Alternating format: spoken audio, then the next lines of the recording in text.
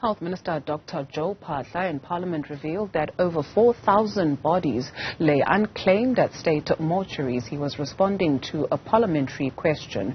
We now speak to Deputy Health Minister Dr. Sibongiseni Dhlomo on this and also take a look at the unintended consequences of those bodies not being claimed. Dr. Dhlomo, thank you very much for your time this afternoon. Perhaps let's start with a little bit of context and you can paint a picture of just how bad the situation is. No, thank you very much to Duzile and to all your viewers of Newzroom Afrika.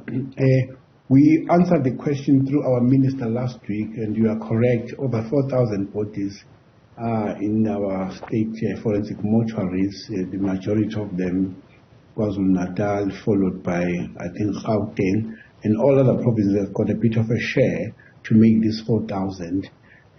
This has been over a time that these bodies have been actually piling up in those various forensic mortuaries. So before the minister answered the question last week, I had my own meeting with the program managers of various provinces, as this is one of the tasks that the minister has allocated to me to deal with. And maybe we'll unpack that as you probably proceed. But it is true, over 4,000 bodies in our forensic pathology services mortuaries in the country. What is your understanding of the conditions that these bodies are kept in? Because we're now in stage 6 load shedding. We've been in and out of it. We understand, or there are some reports that suggest that some bodies are actually being kept cool or cold through the use of ice blocks that you get in the fridge. I have not met that situation, even though I have traveled countrywide. Like I'm saying, this is one of the responsibilities I do have. We have always said this, that we want to be exempted on load shedding, largely in hospitals, because those hospitals have to do quite a lot of work. Among other things, it's not just to have lights, but it's to cook and to actually boil water. But in the mortuaries that I've visited, we always have these generators, and those generators are actually adequate enough to really back up ourselves in terms of those refrigerations that are there. So the bodies are piling up, yes, but we have not had a massive decomposition because of load shedding. We are well supported by the generators, which has always been there anyway, because the load shedding issue is coming in over and above what we are saying in the Department of Health, that there are areas that are no-go zones. Theaters, forensic mortuaries are places where you need to be 24 hours having an availability of electricity. We make it ourselves in those regards. So I haven't met a situation where that is like that. But however, there's still a concern about the bodies that are piling. They are kept in the refrigerations.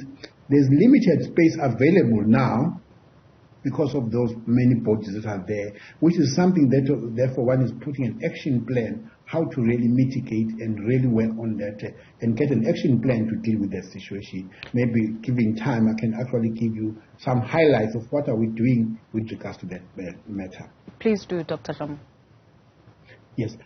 The forensic mortuaries are keeping bodies that have actually been there because of unnatural deaths, car accidents, stabs, gunshots, and all that. So that becomes, therefore, a forensic inquiry by the police. So the police are not out of this. The picture is actually an investigating officer will then bring or will be called because there's a body collected in this and that area. So the police are part of the whole process. Number two, we have municipalities here who must assist us as a Department of Health, because according to law, it says bodies must be kept in our own space for not more than 30 days.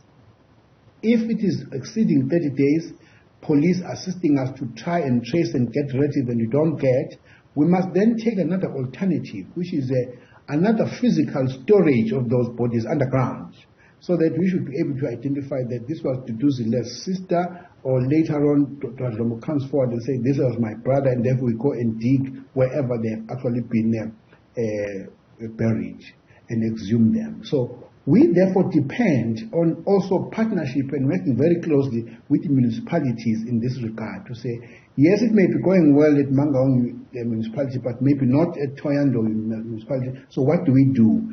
Hence, therefore, I have already started my own meetings with the Deputy Minister of Copter to say, Deputy Minister of Culture, take us along in terms of resolution of these processes.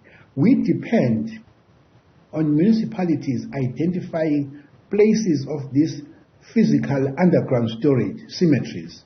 We depend on them to give us space and together the police so that we can empty our fridges. There's no incentive for us to keep these bodies longer than necessary in our mortuaries. We depend on these other partners, COCTA, municipalities, to identify a piece of land.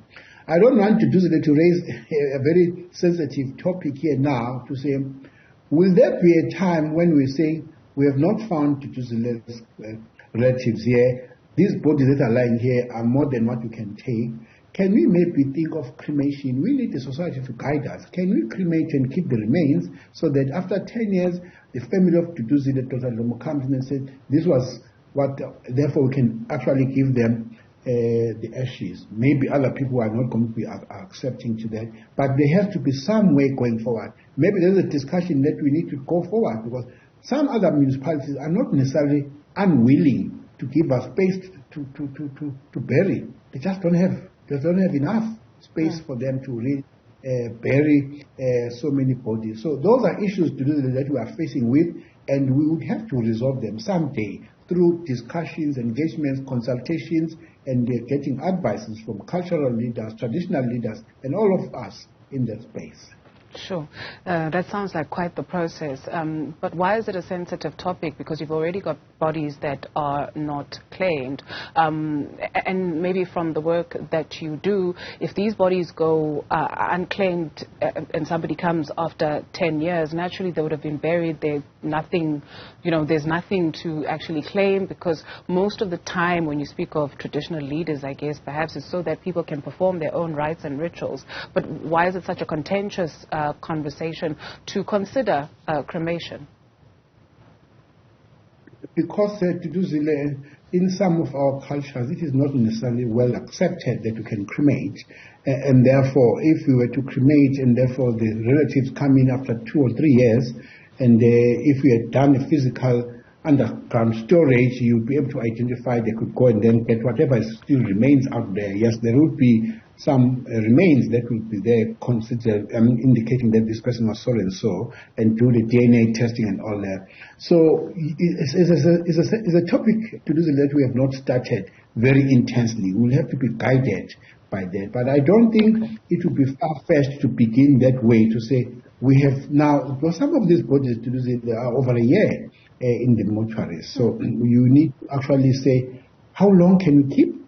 And therefore, maybe some decision must be taken to say, maybe, yes, Dr. Dhlomo, your department start with those bodies that are 12 months and more and cremate, and then go down slowly until, if it has not been claimed for that long, surely we just don't know why a person would not have looked anywhere else and come in closer to our families. Some of them, to do that, are even beginning to, because of storage, not being easily identifiable, which is another process. But we will still depend on you and me to come and say, yes, this one was my cousin, this was my brother. But if it takes about 3-4 years kept in our fridges, yes, there may start to be so much of a decomposition, even within our space, and deterioration of the body, such that the architecture of the body is not as easily identifiable as if it was done 3 years ago.